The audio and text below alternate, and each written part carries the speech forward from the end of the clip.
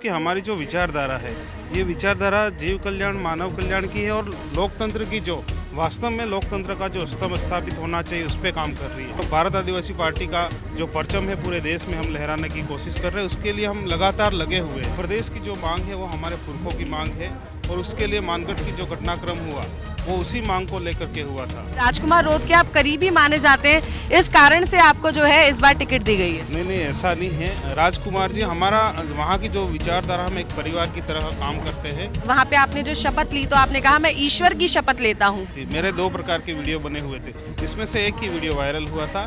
तो मैंने पहले जो शपथ ली थी प्रकृति के नाम से ली थी और हम प्रकृति पूजक है और प्रकृति को मानते हैं। कि आप अपने आप को हिंदू नहीं मानते हैं? नहीं, बिल्कुल नहीं। हम न नास्तिक है न आस्तिक है, हम वास्तविक है, प्रकृति पूजक है।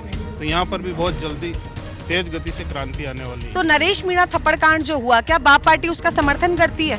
हमारा जो शीर्ष कर्म है उसके राय लेने के बाद ही मुझे आगे बढ़ना चाहिए, ऐसा मेरा मानना है। सरकार बीजेपी की है राजस्थान में, तो विधायकों की बातों को नजरअंदाज किया जा रहा है, सुनना नहीं जा रहा है। जब हम विधानसभा के सदस्य हैं तो सरकार को सुनना है। राजस्थान की राजधानी जयपुर में आज भारत आदिवासी पार्टी के कार्यालय का उद्घाटन हुआ है। उसके लिए आज 84 सीट से विधायक हैं अनिल कटारा जी आज जयपुर पहुंचे हैं। तो अनिल जी, पहले तो आपका बहुत बहुत स्वागत है पंजाब केसरी में और आपको बहुत बहुत शुभकामनाएं। धन्यवाद। जयपुर कार्यालय का उद्घाटन हुआ, क्या लगता है जयपुर के अलावा अन्य संभागों से भी जो है चुनाव लड़ने की महत्वाकांक्षाएं आपके पार्टी के लोग रखते हैं? हाँ, बिल्कुल रखेंगे, क्योंकि हमारी जो विचारधारा है ये विचारधारा जीव कल्याण मानव कल्याण की है और लोकतंत्र की जो वास्तव में लोकतंत्र का जो स्तंभ स्थापित होना चाहिए उस पर काम कर रही है। हम लोग प्रयास कर रहे हैं कि हमारा जो विचारधारा है इस विचारधारा को हम पूरे देश में फैलाएं और भारत आदिवासी पार्टी का जो परचम है पूरे देश में हम लहराने की कोशिश कर रहे हैं, उसके लिए हम लगातार लगे हुए हैं। जी, भील प्रदेश की आप लंबे समय से मांग कर रहे हैं, तो क्या लगता है कहाँ तक वास्तविकता में ये सच्चाई जो है ये पूरा हो पाएगा ये सपना? देखिए, भील प्रदेश की जो मांग है वो हमारे पुरखों की मांग है और उसके लिए मानगढ़ की जो घटनाक्रम हुआ वो उसी मांग को लेकर के हुआ था।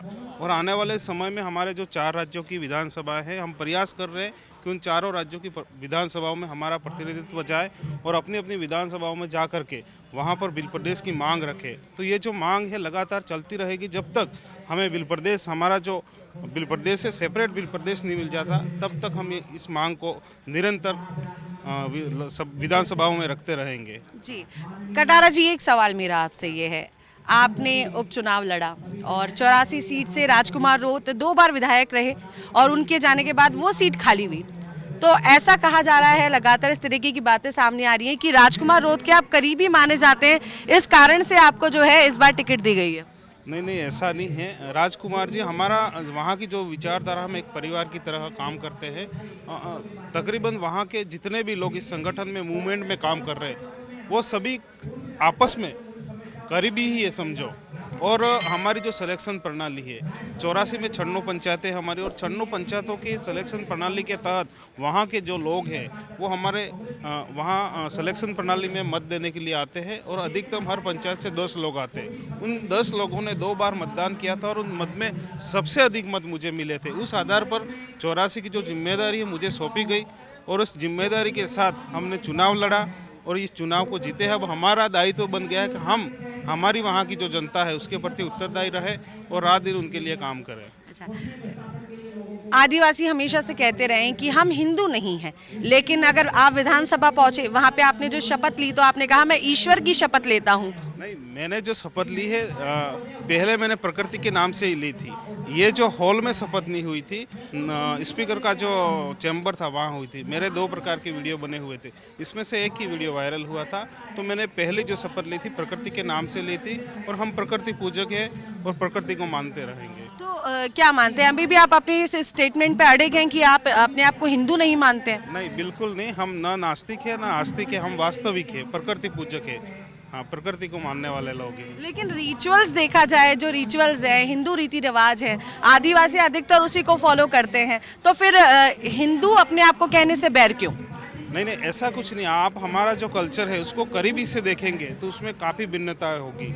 आप कभी आइए उधर, हमारा जो कल्चर है उसको करीबता नज़दीकता से देखना आपको वास्तव में क्या भिन्नता है पता चल जाएगी।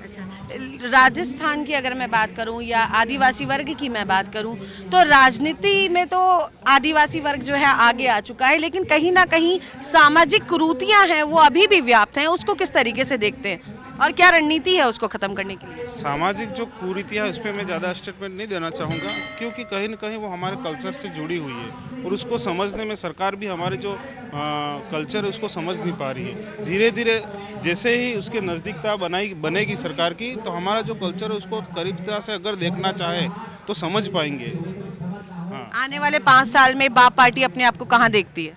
आने वाले 5 सालों में बाप पार्टी की जो ग्रोथ बढ़ रही है उस आधार पे यहाँ लोगों का अधिकतम जुड़ाव भी हो रहा है। हम चाहेंगे कि हमारे दक्षिणी राजस्थान में 17 सीटें, 17 में से तकरीबन हम पूरी की पूरी 17 जीतने की पूरी कोशिश करेंगे। आज पूर्वी राजस्थान में एक कार्यालय खोला है। हमारी जो उस विचारधारा को यहाँ के जो पूर्वी राजस्थान के साथी उन्होंने समझ लिया, तो यहाँ पर भी बहुत जल्दी तेज गति से क्रांति आने वाली है। पूर्वी राजस्थान की आप बात कर रहे हैं तो मीणा जो वर्ग है, मीणा कह लें तो पर्टिकुलर कम्युनिटी की तरफ भी अब थोड़ा थोड़ा आगे बढ़ रहे हैं। तो नरेश मीणा थप्पड़ कांड जो हुआ, क्या बाप पार्टी उसका समर्थन करती है? देखिए, इस मामले में मैं ज़्यादा नहीं कहना चाहूँगा। हमारा जो शीर्ष कर्म है उसके राय लेने के बाद ही मुझे आगे बढ़ना चाहिए, ऐसा मेरा मानना है।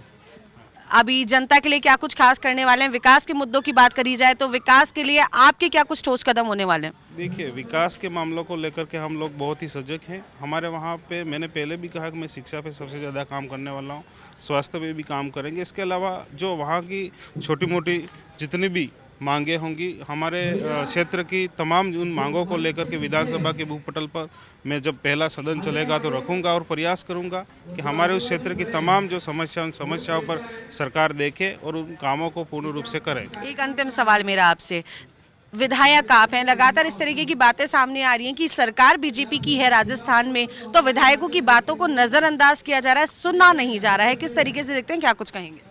वो विधायक पे निर्भर करेगा और विधायक का एक संवैधानिक दायरा रहता है, उस दायरे में रहकर भी हम लोग काम कर सकते हैं और सरकार को सुनना ही पड़ेगा।